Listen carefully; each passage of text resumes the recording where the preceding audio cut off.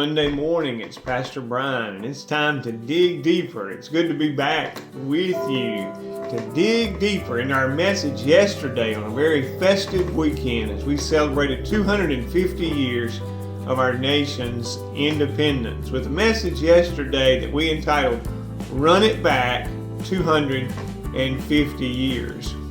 We preached from one of my favorite messages and texts in all the Bible in 1 Samuel 5 and 6, the story of Dagon and how God's people, their enemy, the Philistines, had taken the Ark of the Covenant. We said yesterday that was a representation of the power and the presence of God, but it did not contain God. Our God will not be contained, will He? He's not contained in a box, not even in a church. But there's so many things I could say about that story because it's one of my favorites in all the Bible. But one of the things that was very interesting about that story is twice when the Philistines took the Ark of the Covenant and they put it in their trophy case or the temple of their false god Dagon, this false god of I don't know what he was made of, but they put the ark next to him.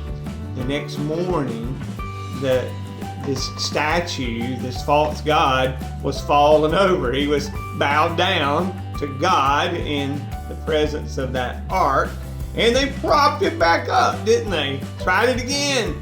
And the next day they come in, and this false god is pushed over again, and his head's fallen off, his hands have fallen off, and they just finally got the message. But the point I wanted to make from our message yesterday, and we elaborated on it a little bit, was when you came to 1 Samuel chapter 6, there in verse 2, it said that the Philistines said, we got to get rid of this ark.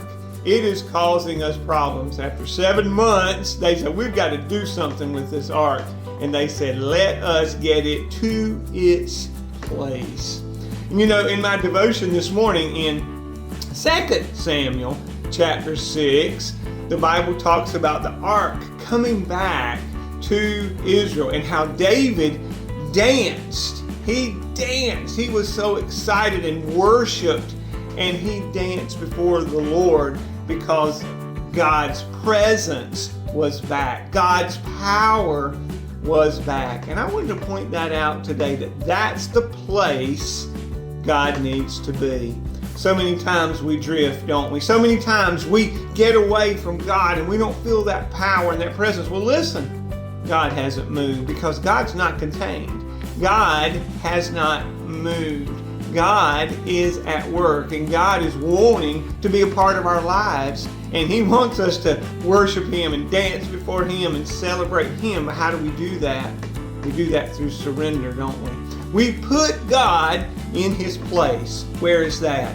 At the center, in charge, in control of our lives. That means our tongue, that means our minds, our hearts, our decisions. Put God in His place. Hey, you won't end up on your face, will you? Well, maybe you will in worship.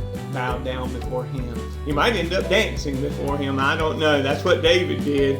I'll tell you, that's a great thought for today. And I pray God will bless you with a wonderful week. Stay cool. It's pretty hot out there. But put God in His place. Have a great week.